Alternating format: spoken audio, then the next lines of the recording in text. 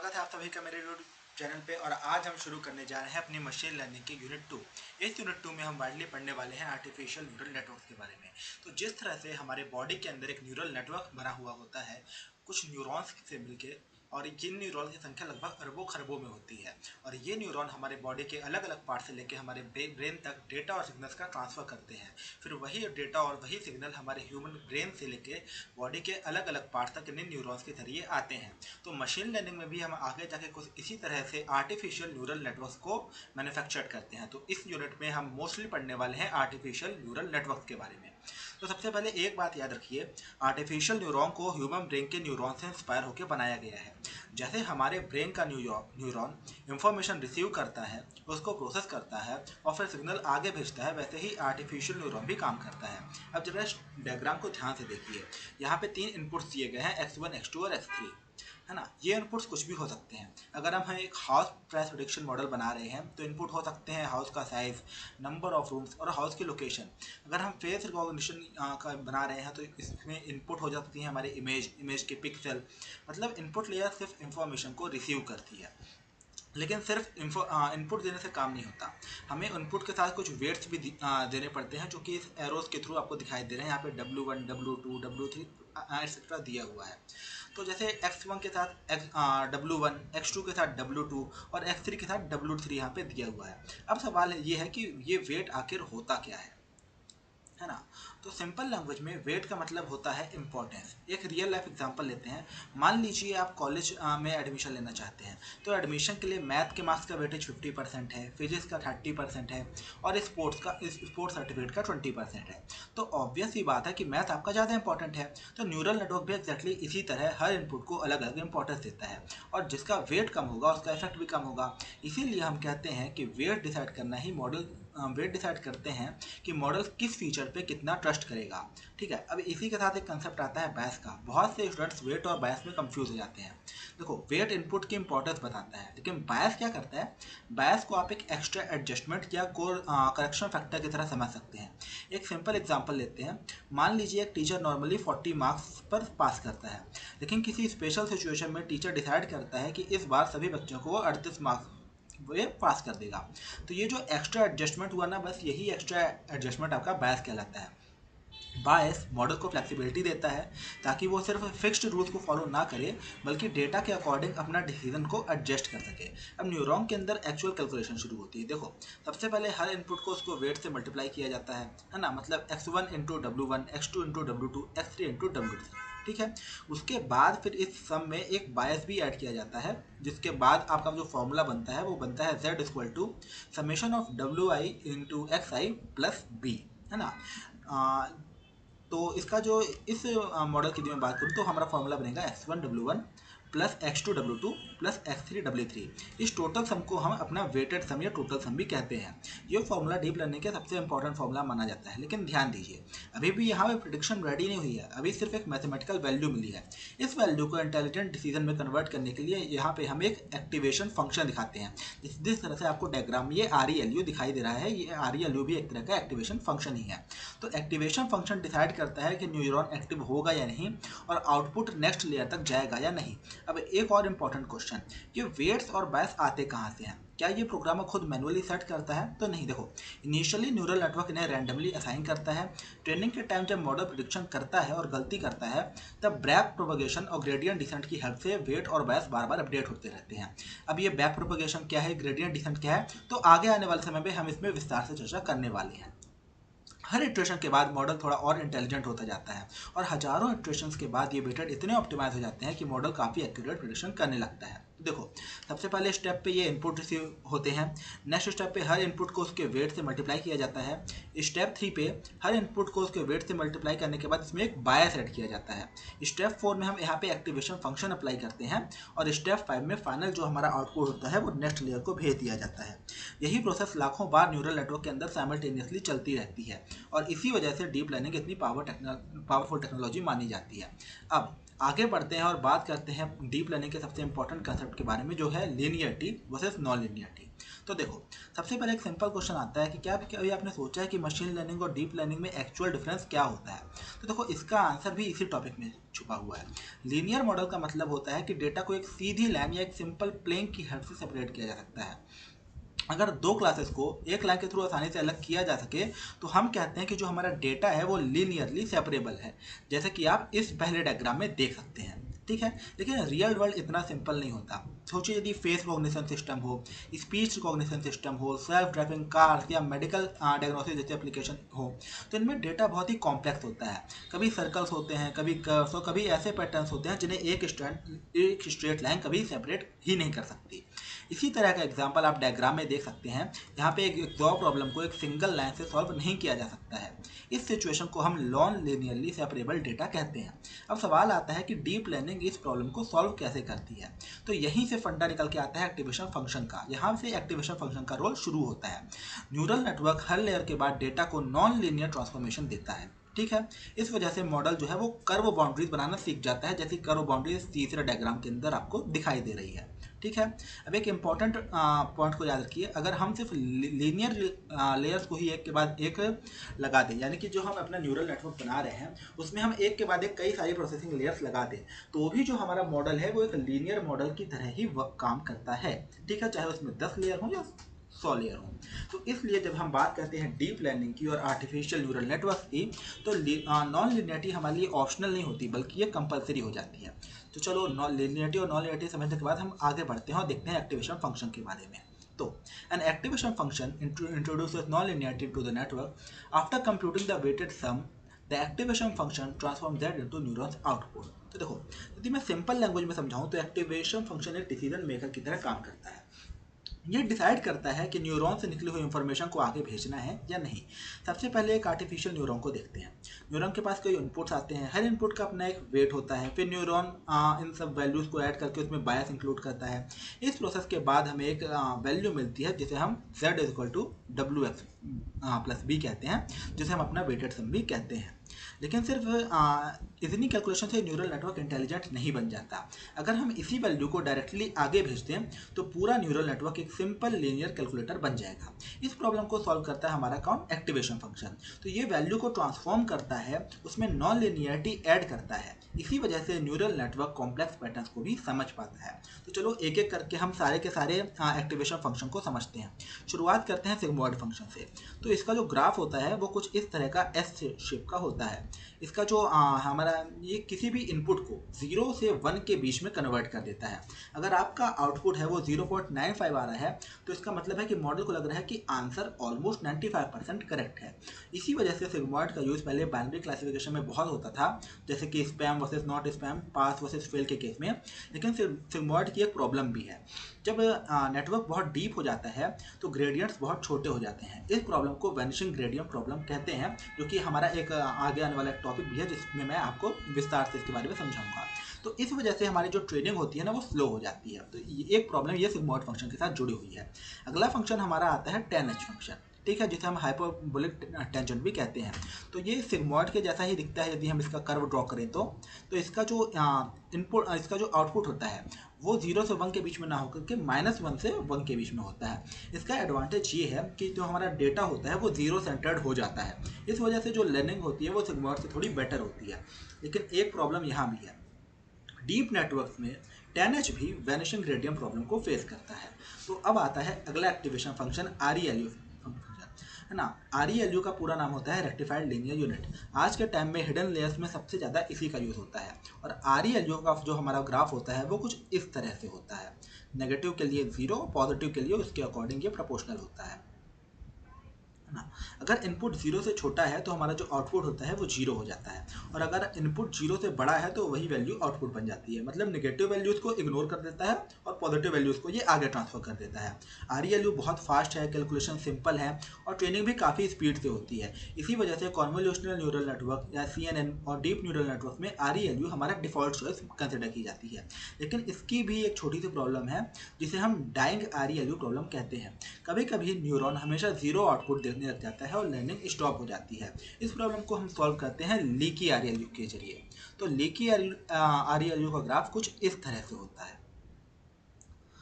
तो अब लास्ट में मतलब आरएलयू की इस प्रॉब्लम को सॉल्व करने के लिए हमने लीकी आरएलयू नेटवर्क में लेके आए, जहाँ पे नेगेटिव वैल्यूज को कम्प्लीटली जीरो नहीं किया जाता, उन्हें एक बहुत छोटी वैल्यू के साथ आगे पास किया जाता है। इससे न्यूरॉन कभी कम्प्लीटली डेड नहीं होते और लर्निंग कंटिन्यू रहती है। बाकी की सारी लर्निंग आरएलयू की तरह ही होती है। लास्ट में हमारा फंक्शन आता है सॉफ्ट मैक्स फंक्शन। ठीक है, सॉफ्ट मैक्स का यूज हिडन लेयर में नहीं बल्कि आउटपुट लेयर में होता है। जब हमें मल्टीपल क्लासेस में प्रिडिक्शन करना होता है, जैसे कैट, डॉग, हॉर्स या कार, बस, बाइक, है ना, तब सॉफ्टमैक्स हर क्लास की प्रोबेबिलिटी को कैलकुलेट करता है। यानी कि इसका यूज़ हम अपने बाइनरी क्लासिफिकेशन में भी कर सकते हैं और मल्टी क्लास क्लासिफिकेशन में भी कर सकते हैं। ठीक है, जब हमें मान लीजिए आउटपुट कुछ इस तरह से निकल के आता है, जैसे कि cat is equal to 0.75, dog is equal to 0.2, horse is equal to 0.05, तो मॉडल बोलेगा कि देखो कैट की प्रोबेबिलिटी सबसे ज़्यादा है ना, तो हमारा कैट की प्रोबेबिलिटी वो सबसे ज़्यादा है, तो हमारे मॉडल का जो आउटपुट होगा, जो आंसर होगा, वो कैट होगा। तो अब एक इंपॉर्टेंट बात, सॉफ्टमैक्स की सारी प्रोबेबिलिटीज़ का टोटल जो सम होता है वो हमेशा एक होता है। तो ठीक है, यदि मैं एक कंक्लूजन की तरह बताऊं तो सिग्मॉइड जो होता है वो बाइनरी क्लासिफिकेशन या मल्टीपल क्लासिफिकेशन के लिए होता है। 10H एक्टिवेशन फंक्शन आपका वहाँ पे बहुत यूजफुल होता है, जहाँ पे आपको जीरो सेंटर्ड आउटपुट चाहिए होता है। ठीक है, आरईएलयू आपका हिडन लेयर्स के बीच में लगाया जाता है, क्योंकि एक न्यूरल नेटवर्क के अंदर कई सारी लेयर्स होती हैं। कई सारी लेयर्स होने का मतलब जो आपका जो इनपुट होता है वो अलग अलग डेटा पॉइंट्स के रूप में न्यूरॉन में ट्रांसफर होकर अलग अलग लेयर से पास होता है। तो जो जिन लेयर्स के अंदर आपकी प्रोसेसिंग हो रही होती है उन्हें हम हिडन लेयर्स कहते हैं। तो आरईएलयू का जो काम होता है वो हिडन लेयर्स में होता है, और जो आपका सिग्मॉइड का काम होता है वो आपका आउटपुट लेयर में होता है। ठीक है, लीकी आरईएलयू आपका डायरेक्ट आरईएलयू को प्रॉब्लम को सॉल्व करने के लिए यूज में लाया जाता है। ठीक है, और सॉफ्ट मैक्स का होता है हमेशा यूज मल्टी क्लास क्लासिफिकेशन के लिए। इसके बाद हम अगले टॉपिक पे आते हैं, और अगला टॉपिक है हमारा मल्टी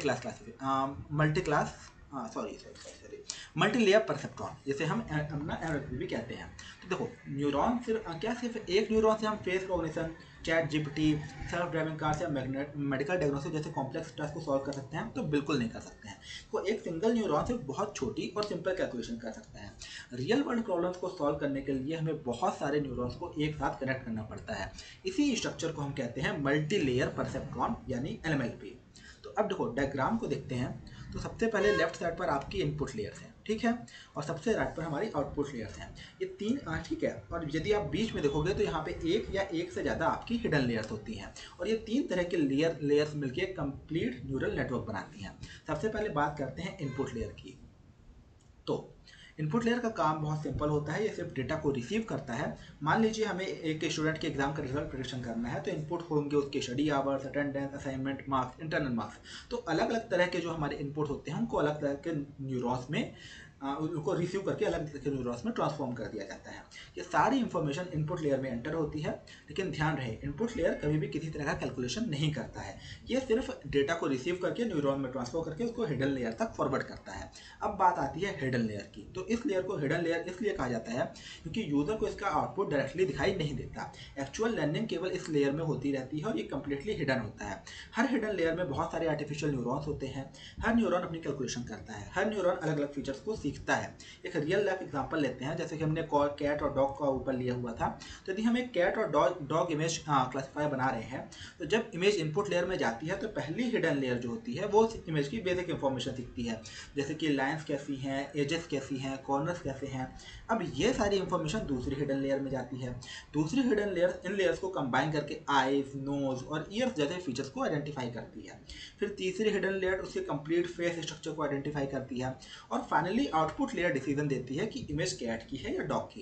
यानी कि हर हिडन लेयर का काम पिछली लेयर से थोड़ा ज़्यादा इंटेलिजेंट होता है। इसी वजह से neural network gradually simple information से कॉम्प्लेक्स इंफॉर्मेशन तक पहुंचता है। तो अब एक सवाल आता है कि इस तरह की लर्निंग का नाम डीप लर्निंग क्यों पड़ा? तो देखो, क्योंकि जब हिडन लेयर्स की संख्या बढ़ते जाती है, मतलब जब एक या दो नहीं, जब हम किसी रियल वर्ल्ड पे काम कर रहे होते हैं 10, 20, 50 या उससे भी ज़्यादा हिडन लेयर्स यूज होती हैं। तो हमारा जो नेटवर्क है वो इतना डीप बन जाता है।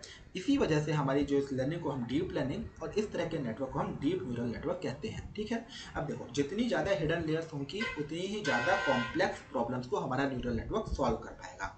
ठीक है, एक बात ध्यान रखें, हर प्रॉब्लम के लिए बहुत ज़्यादा हिडन लेयर्स की जरूरत नहीं होती है। अगर आपकी प्रॉब्लम सिंपल है तो एक छोटा न्यूरल नेटवर्क ही आपके लिए इफिशियंट होगा। ठीक है, बड़े न्यूरल नेटवर्क्स को यदि आप सिंपल प्रॉब्लम्स के लिए बनाएंगे तो कहीं ना कहीं आपको दिक्कत होगी आगे जाके। ठीक है, तो अब बात करते हैं आउटपुट लेयर की। अब फाइनली डेटा है वो इनपुट लेयर और हिडन लेयर से होते हुए आउटपुट लेयर तक पहुंचता है। आउटपुट लेयर का काम होता है फाइनल प्रेडिक्शन देना। अगर बाइनरी क्लासिफिकेशन में जैसे कि मेल वर्सेस मतलब जैसे spam versus not spam, fail versus pass, तो सिर्फ एक आउटपुट न्यूरॉन आपका काफ़ी होता है। लेकिन यदि हमें मल्टी क्लास क्लासिफिकेशन करना होता है तो हर क्लास के लिए एक अलग आउटपुट न्यूरॉन होता है। यहाँ पे जनरली हम सॉफ्टमैक्स एक्टिवेशन फंक्शन का यूज़ करते हैं जो कि हर क्लास की प्रोबेबिलिटी बताता है और मैक्सिमम प्रोबेबिलिटी के बेसिस पे हमारा जो होता है आउटपुट है वो निकल के आता है। अब न्यूरल नेटवर्क को कैसे पता चलेगा कि उसकी प्रेडिक्शन सही है या गलत है? तो इसके लिए हमारे पास जो पैरामीटर होता है उसे हम अपना लॉस फंक्शन कहते हैं। तो ये है the loss function. The loss function also called cost function और objective function measures how wrong the model's prediction are. During training we minimize the loss by adjusting weights. Choosing the right loss function for the track is crucial. Different task need different losses. तो अगर model को अपनी गलती का ही पता नहीं चलेगा तो वो कभी इम्प्रूव भी नहीं होगा। इस प्रॉब्लम को सॉल्व करता है आपका लॉस फंक्शन। तो मान लीजिए आप एग्जाम देने गए, आपने पेपर सॉल्व किया और आपको लगा कि मेरे 90 मार्क्स आ रहे हैं, लेकिन आपके मार्क्स आए सिर्फ 70। अब आप कंपेयर करोगे ना कि मैंने जो एक्सपेक्ट किया था और जो मेरा एक्चुअल रिजल्ट आया उसमें कितना डिफरेंस है। तो ये जो डिफरेंस है ना एक्जैक्टली इसी को डीप लर्निंग में हम लॉस फंक्शन कहते हैं। ठीक है, प्रिडिक्शन और एक्चुअल आंसर के बीच का डिफरेंस ही आपका लॉस होता है। तो जितना कम आपका लॉस होगा उतना आपका मॉडल एक्यूरेट होगा और जितना ज़्यादा आपका लॉस होगा उतनी ही मॉडल की प्रिडिक्शन गलत होगी। लॉस फंक्शन का सिर्फ एक ही ऑब्जेक्टिव होता है, प्रिडिक्शन कितनी गलत है उसको मेजर करना। ये मॉडल जो स्कोर देता है, अगर वो लॉस आपका 0 के पास है मतलब प्रिडिक्शन ऑलमोस्ट परफेक्ट है, और अगर लॉस बहुत बड़ा है मतलब मॉडल को अभी भी बहुत ट्रेनिंग की ज़रूरत है। सिंपल लैंग्वेज में लॉस फंक्शन एक टीचर की तरह काम करता है। जैसे एक टीचर आपको बताता है कि एग्जाम में आपको किन किन पॉइंट्स पे आपसे फेलर हुआ है और किन किन पॉइंट्स पे आपको ज़्यादा ध्यान देने की जरूरत है, लॉस फंक्शन भी जस्ट उसी तरह काम करता है। अब बात करते हैं different types of loss function की। तो लॉस फंक्शन भी जनरली यदि मैं बात करूँ तो दो तरह के होते हैं। पहला होता है रिग्रेशन लॉसेस और दूसरा होता है क्लासिफिकेशन लॉसेस। रिग्रेशन लॉसेस उस तरह के लॉसेस होते हैं जो कंटिन्यूअस न्यूमेरिक आउटपुट्स में मिलने वाले आंसर्स के लॉस फंक्शन होते हैं, और क्लासिफिकेशन लॉसेस उस तरह के लॉसेस होते हैं जो कि बाइनरी क्लास या मल्टी क्लास क्लासिफिकेशन में यूज़ किए जाते हैं अपने मॉडल की एक्यूरेसी को मेजर करने के लिए। तो पहला जो हम लॉस पढ़ेंगे वो है MSE, जिसे यानी कि मीन स्क्वायर्ड एरर। तो ये रिग्रेशन प्रॉब्लम्स में सबसे फेमस लॉस फंक्शन है, जैसे कि house price prediction, temperature prediction, salary prediction. इसमें प्रेडिक्शन और एक्चुअल वैल्यू का डिफरेंस निकाला जाता है, फिर उस डिफरेंस का स्क्वायर किया जाता है और फाइनली सबका एवरेज निकाल दिया जाता है। इसीलिए इसका नाम पड़ा है मीन स्क्वायर्ड एरर। इसका एडवांटेज ये है कि बड़ी मिस्टेक्स को ज़्यादा पनिशमेंट मिलती है। दूसरा जो आपके पास आता है वो है MAE, यानी कि मीन एब्सोल्यूट एरर। इसमें डिफरेंस का स्क्वायर नहीं किया जाता, सिर्फ एब्सोल्यूट डिफरेंस लिया जाता है। ये आउटलायर से MSE के कंपैरिजन में थोड़ा बेटर परफॉर्म करता है। ठीक है, तीसरा आता है हमारे पास बाइनरी क्रॉस एंट्रोपी, जो कि हमारे एक क्लासिफिकेशन लॉसेस है। ठीक है, तो अगर सिर्फ दो क्लासेस हैं जैसे कि फेक है या रियल है ना, पास है या फेल है, स्पैम है या नॉट स्पैम है, तो जनरली हम बाइनरी क्रॉस एंट्रोपी का यूज़ करते हैं, जो कि बाइनरी नाम से ही समझ में आता है ना। ये बताता है कि प्रेडिक्शन की प्रोबेबिलिटी एक्चुअल आंसर से कितनी दूर है। चौथी जो हमारे पास लॉस है वो है कैटेगरिकल क्रॉस एंट्रोपी। ये भी एक तरह का क्लासिफिकेशन लॉस फंक्शन है। तो अगर क्लासेस दो से ज़्यादा हैं, जैसे कि कई सारे एनिमल्स की क्लासेस हैं है ना, हमको इमेज आइडेंटिफाई करनी है, तो हम कैटेगरिकल क्रॉस एंट्रोपी का यूज़ करते हैं। ये डीप लर्निंग में इमेज क्लासिफिकेशन और NLP मॉडल्स में बहुत पॉपुलर लॉस फंक्शन है। अब लॉस फंक्शन के बाद एक बात आती है हमारे पास कॉस्ट फंक्शन की। ठीक है, तो लॉस फंक्शन और कॉस्ट फंक्शन में आखिर क्या डिफरेंस होता है? देखो ऑलमोस्ट सब सेम ही है लेकिन एग्जैक्टली सेम नहीं है। लॉस फंक्शन एक सिंगल ट्रेनिंग एग्जांपल की मिस्टेक बताता है, जबकि कॉस्ट फंक्शन पूरे डेटा सेट के सभी लॉस का एवरेज होता है। ठीक है, तो कॉस्ट फंक्शन जस्ट सारे के सारे लॉस फंक्शन का एवरेज है। अब आपके न्यूरल नेटवर्क का गोल भी इसी लॉस फंक्शन से जुड़ा हुआ है। न्यूरल नेटवर्क का ऑब्जेक्टिव होता है एक्यूरेसी को, न्यूरल नेटवर्क का जो ऑब्जेक्टिव होता है वो केवल एक्यूरेसी को बढ़ाना नहीं होता है, उसका मेन जो ऑब्जेक्टिव होता है वो है सभी तरह के लॉस को कम करना।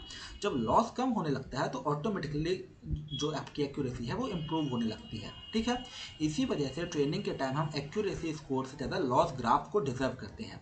अगर हर एपॉक के बाद लॉस कम हो रहा है मतलब मॉडल सही डायरेक्शन सीख रहा है, और अगर लॉस कम ही नहीं हो रहा है तो इसका मतलब या तो लर्निंग रेट गलत है या डेटा में प्रॉब्लम है या फिर आपका मॉडल आर्किटेक्चर ही सही नहीं है। अब एपॉक मैंने एक टर्मिनोलॉजी यूज़ की तो मैं आपको बता देता हूँ एपॉक क्या होता है। तो यदि मैं आपको एक सिंपल आइडिया देने की कोशिश करूँ तो इनपुट लेयर से जब आपका जो न्यूरॉन है वो आउटपुट लेयर तक ट्रेवल करता है तो इस एक इटरेशन को हम एक एपॉक बोलते हैं, ठीक है। तो चलो आगे बढ़ते हैं और पढ़ते हैं ग्रेडियंट डिसेंट के बारे में कि ग्रेडियंट डिसेंट क्या होता है। अगर मॉडल को अपनी गलती का पता चल गया तो वो उस गलती को सुधारता कैसे है? क्या न्यूरल नेटवर्क खुद डिसाइड करता है कि वेट कितना चेंज करना है या कोई एल्गोरिदम उसकी हेल्प करती है? तो इस सवाल का जवाब है ग्रेडियंट डिसेंट।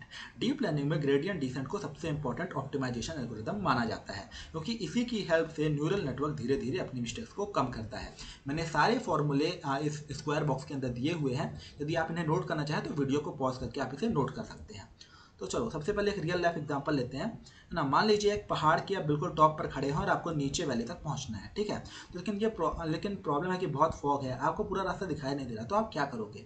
आप एक छोटे छोटे स्टेप उस डायरेक्शन में चलोगे जहाँ पे स्लोप नीचे की तरफ हो। हर स्टेप के बाद आप चेक करोगे कि और नीचे किस डायरेक्शन में जाना है या नहीं जाना है।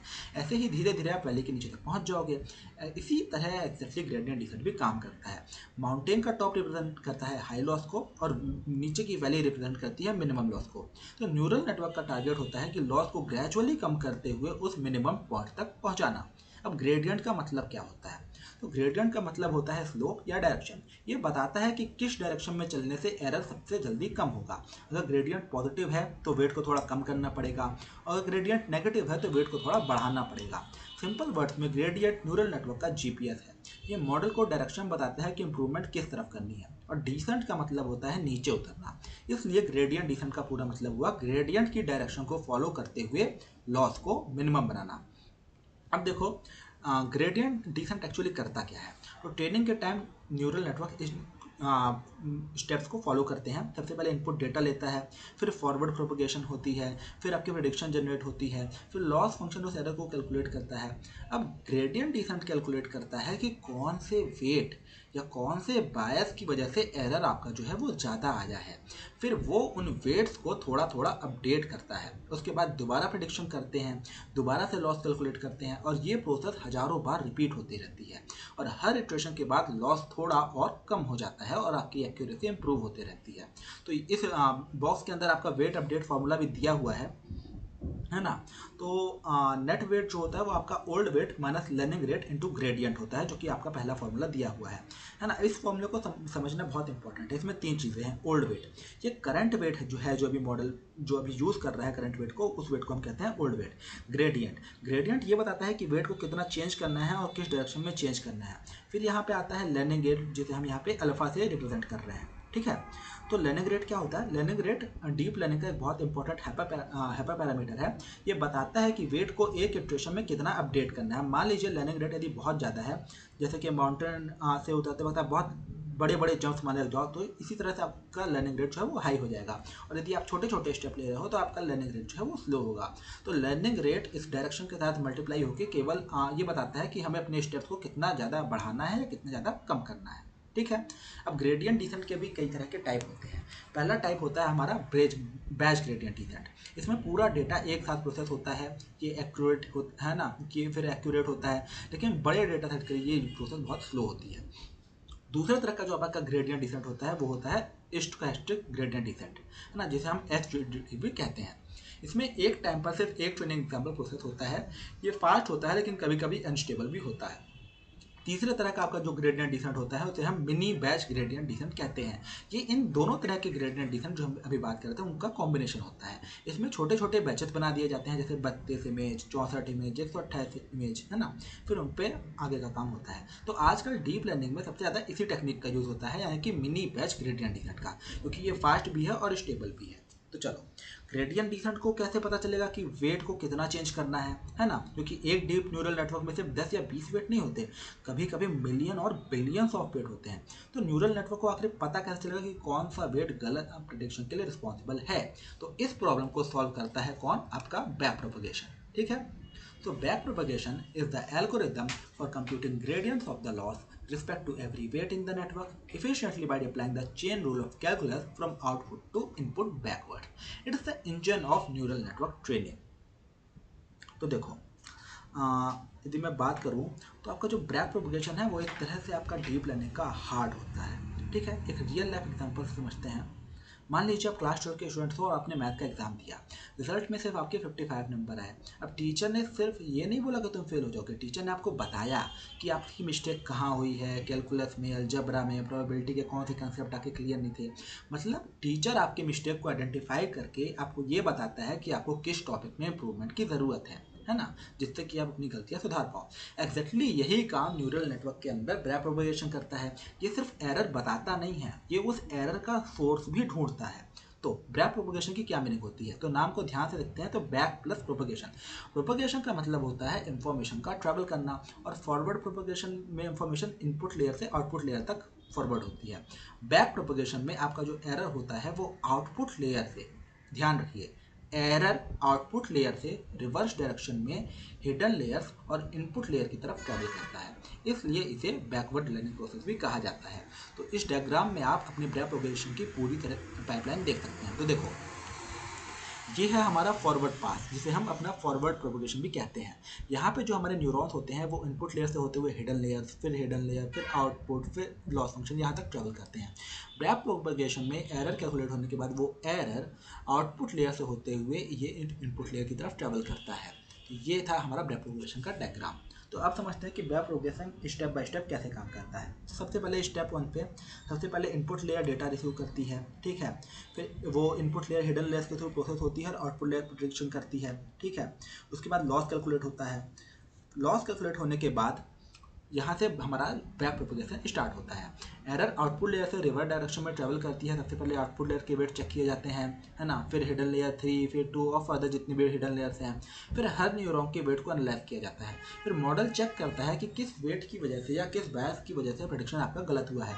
और ये प्रोसेस बहुत फास्ट होती है, मिली सेकेंड्स में लाखों कैलकुलेशन कंप्लीट हो जाती हैं। यहाँ पे एक रूल फॉलो होता है कैलकुलस का, जिसे हम चेन रूल भी कहते हैं। चेन रूल कैलकुलस का कंसेप्ट है। यदि आप इंजीनियरिंग या बीटेक के स्टूडेंट हैं तो आपने मैथमेटिक्स में चेन रूल जरूर पढ़ा होगा। बैक प्रोपगेशन इसी चेन रूल का यूज करता है।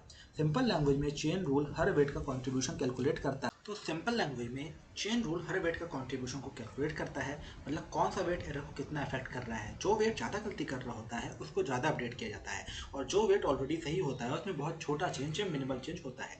इसी वजह से न्यूरल नेटवर्क ग्रेजुअली इंप्रूव होते रहते हैं। अब बात करते हैं वेट अपडेट की। जब हर वेट का ग्रेडियंट मिल जाता है तब ग्रेडियंट डिसेंट का फॉर्मूला अप्लाई होता है, ठीक है। ये दोनों एल्गोरिथम, बैक प्रोपगेशन और ग्रेडियंट डिसेंट, हमेशा साथ साथ काम करते रहते हैं। देखो, यदि बैक प्रोपगेशन एक टीचर है तो ग्रेडियंट डिसेंट स्टूडेंट है। टीचर बताता है कि क्या गलत हुआ और स्टूडेंट उस गलती को इम्प्रूव करता रहता है। तो ये प्रोसेस कितने बार चलती है? बहुत स्टूडेंट सोचते हैं कि ये सिर्फ एक बार होता होगा, लेकिन नहीं, ये प्रोसेस हर एपॉक में रिपीट होता है। और हर एपॉक में forward propagation, loss calculation, back propagation, weight update, ये पूरा साइकिल चलता रहता है। कभी कभी ये प्रोसेस 1000, 5000 या कई बार 10,000 एपॉक तक रिपीट होता रहता है। इसी रिपीटेशन की वजह से मॉडल जो है वो आपका इंटेलिजेंट बन जाता है। इसी के साथ अगला टॉपिक की तरफ बढ़ते हैं। अगला टॉपिक आपके पास आता है वेट इनिशियलाइजेशन। तो अब तक हमने समझा कि न्यूरल नेटवर्क कैसे प्रेडिक्शन करता है, एरर कैलकुलेशन कैसे होता है, और बैक प्रोपगेशन और ग्रेडियंट डिसेंट की हेल्प से वेट अपडेट कैसे होते हैं। लेकिन एक बहुत इंटरेस्टिंग क्वेश्चन है कि जब हम पहली बार न्यूरल नेटवर्क बनाते हैं तब उसके वेट्स की वैल्यू क्या होती है? क्या सारे वेट्स 0 होते हैं, या सारे वेट्स 1 होते हैं, या फिर रैंडम होते हैं? तो देखो, क्या आपने ये सोचा है कि यदि हम अपने वेट यदि हम सारे वेट्स को 0 से इनिशियलाइज कर दें तो क्या होगा? चलो, उसके पहले मैं आपको बता दूं कि वेट इनिशियलाइजेशन है क्या। वेट इनिशियलाइजेशन का मतलब है ट्रेनिंग शुरू होने से पहले न्यूरल नेटवर्क के वेट्स को इनिशियल वैल्यूज देना। अब याद रखिए, आपका जो न्यूरल नेटवर्क होता है वो जन्म से इंटेलिजेंट नहीं होता है। ट्रेनिंग शुरू होने से पहले उसे कुछ इनिशियल वेट्स दिए जाते हैं। उसके बाद बैक प्रोपगेशन और ग्रेडियंट डिसेंट उन वेट्स को इंप्रूव करते रहते हैं। मतलब weight initialization starting point decide करता है। है, और अगर स्टार्टिंग पॉइंट सही नहीं होगा तो मॉडल जल्दी और अच्छे से नहीं सीख पाएगा, और यदि स्टार्टिंग पॉइंट अच्छा होगा तो मॉडल आपका जल्दी जल्दी लर्न करेगा। तो क्या हम सारे वेट्स को 0 रख सकते हैं? ठीक है, तो मान लीजिए कि हिडन लेयर में 100 न्यूरॉन्स हैं, और अगर सभी न्यूरॉन्स का वेट 0 होगा तो सब न्यूरॉन्स एक्जैक्टली सेम कैलकुलेशन करेंगे। ठीक है, तो आपका जो आउटपुट होगा वो भी सेम होगा। ठीक है, बैक प्रोपोगेशन के बाद भी सबका ग्रेडियंट सेम आएगा, और फिर सब वेट्स लगभग सेम ही अपडेट होते रहेंगे। इसका रिजल्ट क्या आएगा कि 100 न्यूरॉन होने के बाद भी नेटवर्क सिर्फ एक न्यूरॉन की तरह ही बिहेव करेगा। इसी प्रॉब्लम को हम डीप लर्निंग के अंदर कहते हैं सिमेट्री प्रॉब्लम, और इसीलिए जीरो इनिशियलाइजेशन हम कभी यूज़ नहीं करते। उसके बाद आती है रैंडम इनिशियलाइजेशन। अब सवाल आता है कि हम वेट को रैंडम वैल्यू से इनिशियलाइज कर सकते हैं, तो बिल्कुल कर सकते हैं, जैसे कि 0.12 -0.35 0.08 -0.27। हर न्यूरॉन का वेट अलग होगा, और हर बार न्यूरॉन अलग कैलकुलेशन करेगा, और हर न्यूरॉन अलग फीचर्स को सीखेगा। इसी वजह से हिडन लेयर्स पावरफुल बनती हैं, लेकिन सिर्फ रैंडम वैल्यूज भी हमेशा परफेक्ट सोल्यूशन नहीं होती। अगर रैंडम वैल्यूज बहुत बड़ी हो जाए, तो मान लीजिए हमने रैंडम वेट रखा 50, 100, -75, और अगर वेट इतने बड़े होंगे तो एक्टिवेशन फंक्शन सैचुरेट होने लग जाएगा, ग्रेडियंट बहुत छोटा हो जाएगा, और आपकी ट्रेनिंग बहुत स्लो हो जाएगी। कभी कभी मॉडल सीखना ही बंद कर देता है, और इसी प्रॉब्लम को सॉल्व करने के लिए रिसर्चर्स ने स्मार्ट इनिशियलाइजेशन टेक्निक्स अपनाई है ना। इन स्मार्ट इनिशियलाइजेशन टेक्निक्स में से हम आज दो पढ़ेंगे। पहली है जेवियर इनिशियलाइजेशन। तो जेवियर इनिशियलाइजेशन इस टेक्निक को स्पेसिफिकली सिग्मॉइड और tan H एक्टिवेशन फंक्शन के लिए डिज़ाइन किया गया था। जेवियर इनिशियलाइजेशन वेट्स को इतनी केयरफुली चूज करता है कि ना तो आपका आउटपुट बहुत बड़ा हो ना बहुत छोटा हो। रिजल्ट क्या आता है? हर लेयर में इंफॉर्मेशन का फ्लो आपका बैलेंस्ड रहता है, ग्रेडियंट भी स्टेबल रहता है, और लर्निंग फास्ट होती है। सिंपल लैंग्वेज में कहूँ तो जेवियर इनिशियलाइजेशन वेट को बैलेंस करके ट्रेनिंग को स्टेबल बनाता है। दूसरी तरह का इनिशियलाइजेशन होता है ही इनिशियलाइजेशन। तो अब आज के टाइम में डीप लर्निंग में सबसे ज़्यादा कौन सा एक्टिवेशन फंक्शन यूज होता है? वो है रेक्टिफाइड लीनियर यूनिट या फिर ReLU। तो ReLU के लिए ही इनिशियलाइजेशन बेस्ट होता है। तो जेवियर इनिशियलाइजेशन का ही एक तरह का इम्प्रूव्ड वर्जन है आपका ही इनिशियलाइजेशन। ये वेट की वैल्यूज़ को कुछ इस तरह से इनिशियलाइज करता है कि ग्रेडियंट वैनिश ना हो और लर्निंग फास्ट रहे। इसी वजह से CNN, रेसनेट, योलो और ऑलमोस्ट सारे मॉडर्न डीप लर्निंग मॉडल्स में ही इनिशियलाइजेशन यूज होता है। तो फटाफट से मैं एक कंपेरिजन कर देता हूँ। देखो, जेवियर इनिशियलाइजेशन सिग्मॉइड और tan H के लिए बेस्ट है। इससे हमें बैलेंस्ड आउटपुट मेंटेन करता है ये, और डीप नेटवर्क में स्टेबल लर्निंग प्रोवाइड करता है। वहीं ही इनिशियलाइजेशन ReLU और लीकी ReLU के लिए बेस्ट है, मॉडर्न डीप लर्निंग मॉडल में सबसे ज़्यादा यूज होता है, और ये हमें एक फास्टर कन्वर्जन देता है। अब वेट इनिशियलाइजेशन जो होता है आपका, वो एक कंप्लीट फ्लो में न्यूरल नेटवर्क के सबसे इनिशियल पॉइंट पे होता है। अब इसके बाद पढ़ते हैं हमें एक खास तरह की प्रॉब्लम के बारे में, जिसे हम कहते हैं अनस्टेबल ग्रेडियंट की प्रॉब्लम। तो आखिर ये अनस्टेबल ग्रेडियंट प्रॉब्लम होती क्या है? Training deep network suffers from unstable gradients. Gradients either shrink exponentially or grow exponentially as they propagate backward through many layers. This makes training very slow or completely broken. तो देखो, दो तरह की problem होती है हमारे पास, है ना। ये दोनों प्रॉब्लम स्पेशली तब आती हैं जब हम बहुत डीप न्यूरल नेटवर्क बनाते हैं, यानी जिनमें बहुत सारी हिडन लेयर्स होती हैं। तो चलो इनको हम थोड़ा विस्तार से पढ़ते हैं। पहले तरह की जो ग्रेडियंट की प्रॉब्लम, अनस्टेबल ग्रेडियंट की प्रॉब्लम होती है, वो होती है वैनिशिंग ग्रेडियंट्स। तो आपको याद होगा बैक प्रोपगेशन के टाइम एरर आउटपुट लेयर से रिवर्स डायरेक्शन में हिडन लेयर तक ट्रैवल करती है। हर लेयर पर ग्रेडियंट कैलकुलेट होता है। अब अगर एक्टिवेशन की फंक्शन की वजह से ग्रेडियंट बार बार मल्टीप्लाई होते होते बहुत छोटा हो जाए, जैसे कि 0.5 इंटू 0.5 इंटू 0.5, तो धीरे धीरे ग्रेडियंट की वैल्यू 0 के बहुत क्लोज पहुंच जाती है, और जब ग्रेडियंट ऑलमोस्ट 0 हो जाता है तो वेट अपडेट भी ऑलमोस्ट 0 हो जाता है। मतलब जो आपका मॉडल है वो सीखना ही बंद कर देता है, और इस तरह की प्रॉब्लम को कहते हैं वैनिशिंग ग्रेडियंट प्रॉब्लम। ठीक है, दूसरी तरह की हमारे पास प्रॉब्लम है एक्सप्लोडिंग ग्रेडियंट्स की। तो देखो, यहाँ एकदम अपोजिट सिचुएशन होती है। ग्रेडियंट छोटा होने की जगह बहुत बड़ा हो जाता है। मान लीजिए ग्रेडियंट की वैल्यू है 20, 50, 100 या उससे भी ज़्यादा। अब वेट अपडेट फॉर्मूला यदि मैं याद करूँ तो new weight equal to old weight minus learning rate into gradient. अब अगर ग्रेडियंट बहुत बड़ा होगा तो वेट एक ही इटरेशन में बहुत ज़्यादा चेंज हो जाएगा। इससे रिजल्ट क्या आएगा? आपकी ट्रेनिंग अनस्टेबल हो जाएगी, लॉस कभी बहुत ऊपर जाएगा, कभी बहुत नीचे, और कभी तो नॉट अ नंबर भी आ सकता है, और मॉडल की कॉम्प्लेक्सिटी फेल हो सकती है। ठीक है, तो इसी सिचुएशन को एक्सप्लोडिंग ग्रेडियंट प्रॉब्लम कहते हैं। अब इन दोनों के बीच में डिफरेंट क्या होता है? ठीक है, तो वैनिशिंग ग्रेडियंट में ग्रेडियंट बहुत छोटा होता है, वेट अपडेट नहीं होते और लर्निंग स्लो हो जाती है, स्टॉप हो जाती है। वहीं एक्सप्लोडिंग ग्रेडियंट में ग्रेडियंट बहुत बड़ा हो जाता है, वेट बहुत ज़्यादा अपडेट होता है, ठीक है, और लर्निंग आपकी अनस्टेबल हो जाती है। कई बार एग्जाम्पल्स में इस तरह के कंपेरिजन भी पूछे जाते हैं। तो अब इस तरह की प्रॉब्लम्स को हम सॉल्व कैसे करते हैं? तो देखो, पहला है हमारे पास इसका सॉल्यूशन ReLU एक्टिवेशन फंक्शन। आपने पिछले लेक्चर में पिछले टॉपिक में पढ़ा है कि ReLU नेगेटिव वैल्यूज़ को जीरो कर देता है और पॉजिटिव वैल्यूज़ को सेम रहने देता है। तो ReLU की वजह से ग्रेडियंट इतनी जल्दी जीरो नहीं होता, इसी वजह से वैनिशिंग ग्रेडियंट की प्रॉब्लम काफ़ी हद तक रिड्यूस हो जाती है। और इसी रीज़न की वजह से आज के ऑलमोस्ट सारे deep learning models ReLU use करते हैं। दूसरा हमारे पास सोल्यूशन है ही इनिशियलाइजेशन। तो अगर स्टार्टिंग वेट्स प्रॉपर्ली इनिशियलाइज किया जाए तो ग्रेडियंट स्टेबल रहती है। तीसरा है आपके पास बैच नॉर्मलाइजेशन। ठीक है, बैच नॉर्मलाइजेशन आपका क्या करता है, इनपुट को नॉर्मलाइज करता है, इससे आपकी लर्निंग स्टेबल होती है, ट्रेनिंग फास्ट होती है और ग्रेडियंट भी कंट्रोल में रहता है। चौथा है आपके पास ग्रेडियंट क्लिपिंग। ये technique mainly exploding gradient problem के लिए यूज होती है। अगर ग्रेडियंट बहुत बड़ा हो जाए तो उसकी मैक्सिमम वैल्यू लिमिट कर दी जाती है। इस प्रोसेस को ग्रेडियंट क्लिपिंग कहते हैं। सिंपल लैंग्वेज में ग्रेडियंट को एक मैक्सिमम स्पीड लिमिट दे दी जाती है, जैसे कि हाईवे पे स्पीड लिमिट होती है। पांचवा हमारे पास सॉल्यूशन है रेसिडुअल्स करेक्शन या रेसनेट। अगर नेटवर्क बहुत डीप हो, जैसे 50 या 100 लेयर्स, तो रिसर्चर्स रेसिडुअल करेक्शन यूज करते हैं। इसमें इंफॉर्मेशन डायरेक्टली आगे वाले लेयर तक जंप कर सकती है। इस वजह से ग्रेडियंट आसानी से ट्रेवल करता है और वैनिशिंग ग्रेडियंट प्रॉब्लम काफ़ी हद तक सॉल्व हो जाती है। इसी कंसेप्ट की वजह से रेसनेट जैसे फेमस आर्किटेक्चर पॉसिबल हुए हैं। चलो बढ़ते हैं अगले टॉपिक की तरफ और पढ़ते हैं बैच नॉर्मलाइजेशन के बारे में। तो देखो, आज के टाइम में आप किसी भी मॉडर्न डीप लर्निंग को देखें, चाहे वो CNN हो, रफनेट हो, मोबाइल नेट हो या एफिशिएंट नेट, ऑलमोस्ट सभी में बैच नॉर्मलाइजेशन का यूज होता है। तो चलिए समझते हैं कि ये एक्चुअल में करता क्या है। Batch normalization normalizes the inputs to each layer within a mini batch, giving them zero mean and unit variance. This dramatically stabilizes and accelerates training. Modern deep networks almost use batch normalization. तो batch normalisation एक technique है जो हर mini batch के data को normalise करती है। Normalise का मतलब है डेटा को एक ऐसे स्केल पर लाना जहां उसका डिस्ट्रीब्यूशन बैलेंस्ड हो। जनरली बैच नॉर्मलाइजेशन डेटा का मीन 0 और वेरिएंस 1 के आसपास मेंटेन करने की कोशिश करती है। इससे न्यूरल नेटवर्क्स को लर्निंग में बहुत हेल्प मिलती है। चलो इसके बारे में एक एक स्टेप पे पढ़ते हैं। हर एक स्टेप का फॉर्मूला यहाँ पे इस नोट्स के अंदर दिया हुआ है। यदि आप चाहें तो इसे रोक करके वीडियो को इसको नोट कर सकते हैं, लेकिन ये फॉर्मूले से कोई भी क्वेश्चन नहीं आता है। क्वेश्चन में केवल थ्योरी आती है जो मैं आप सभी को बहुत अच्छे से बता रहा हूँ। तो देखो, स्टेप 1 में क्या होता है, ट्रेनिंग डेटा को छोटे छोटे बैचेस में डिवाइड किया जाता है। जैसे कि यदि इमेजेस का डेटा है तो 128 इमेजेस, 64 इमेजेस, ठीक है। उसके बाद स्टेप 2 में हर बैच का मीन कैलकुलेट किया जाता है। मीन का मतलब एवरेज, ठीक है। स्टेप 3 में अब वेरिएंस कैलकुलेट होता है। वेरिएंस बताता है कि आपका डेटा कितना स्प्रेड हुआ है ना। अगर वैल्यूज बहुत ज़्यादा इधर उधर है तो वेरिएंस भी ज़्यादा होगा।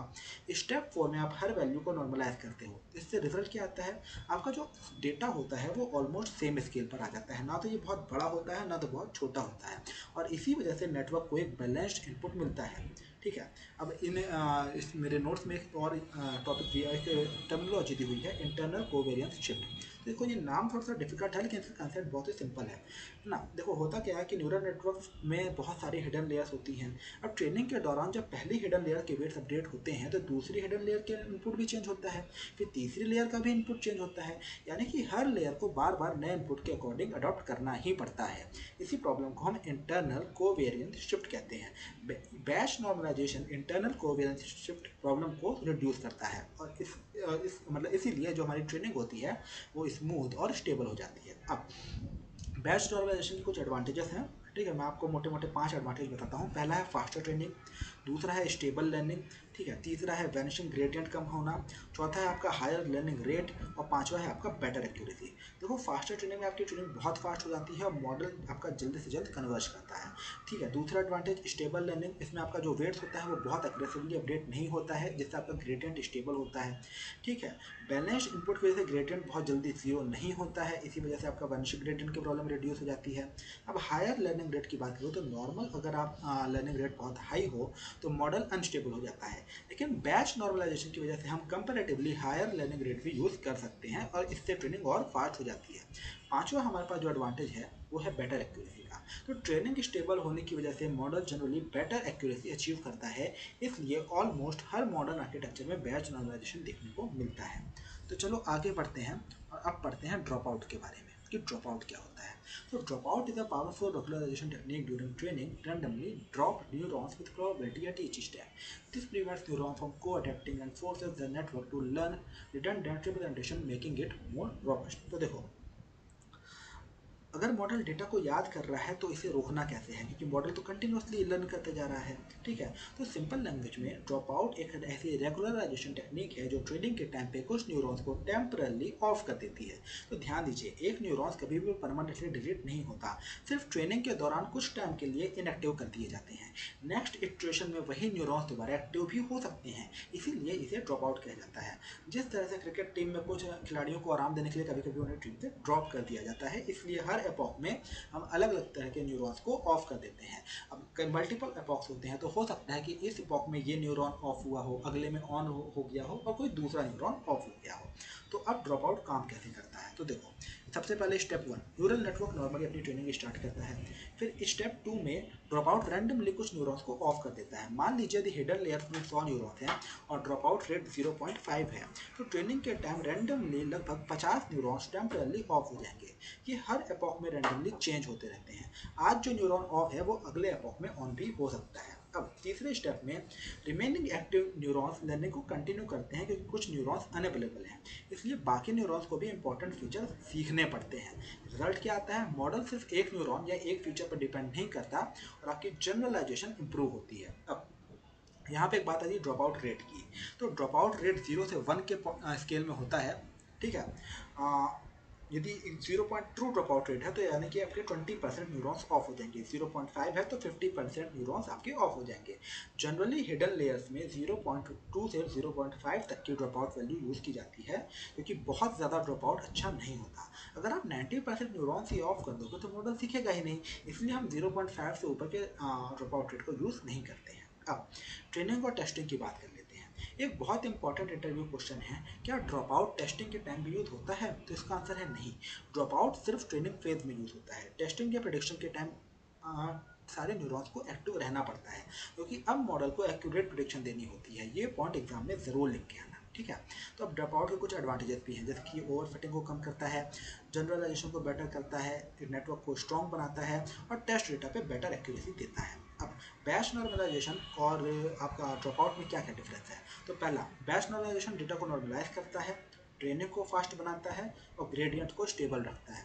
वहीं ड्रॉप आउट क्या करता है, ये रैंडम न्यूरॉन्स को ऑफ करता है, ओवरफिटिंग को रिड्यूस करता है और जनरलाइजेशन को इम्प्रूव करता है। चलो अब आगे बढ़ते हैं और पढ़ते हैं रेगुलराइजेशन के बारे में। So regularization adds a penalty term to the loss function to discourage overfitting by keeping weights small. ठीक है।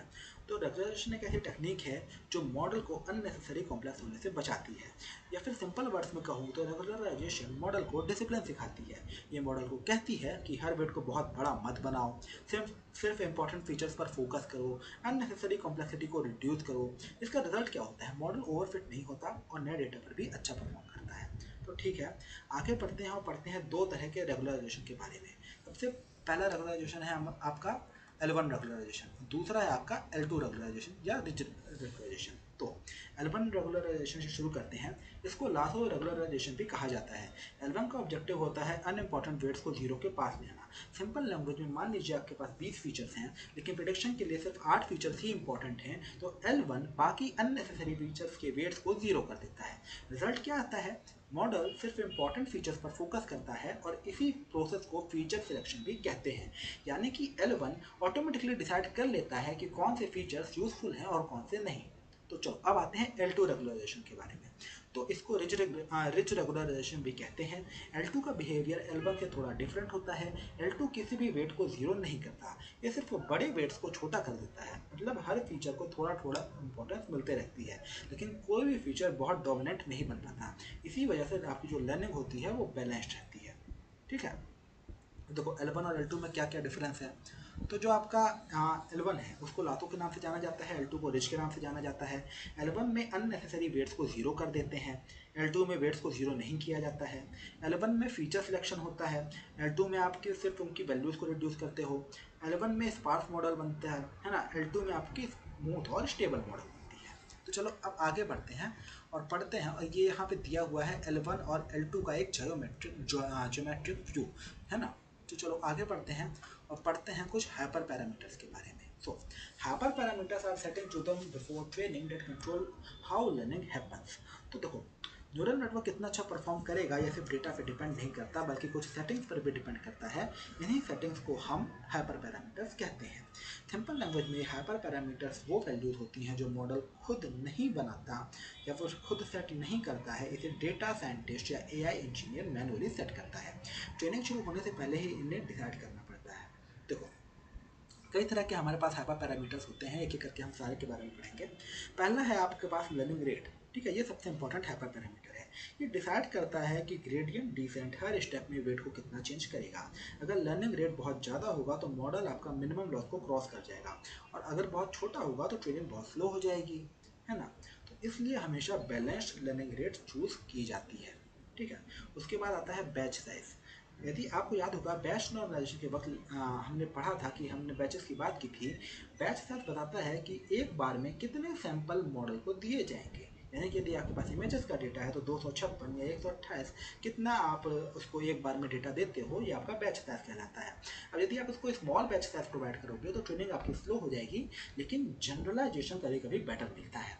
यदि आपका बैच साइज बहुत बड़ा हो, है ना, यदि आपका बैच साइज बड़ा हो तो आपकी ट्रेनिंग तो फास्ट होती है, लेकिन वो ज़्यादा मेमोरी यूज़ करता है। ठीक है, उसके बाद बढ़ते हैं, यहाँ पे शायद नहीं दिया हुआ है, एपॉक भी एक हमारा हाइपर पैरामीटर होता है।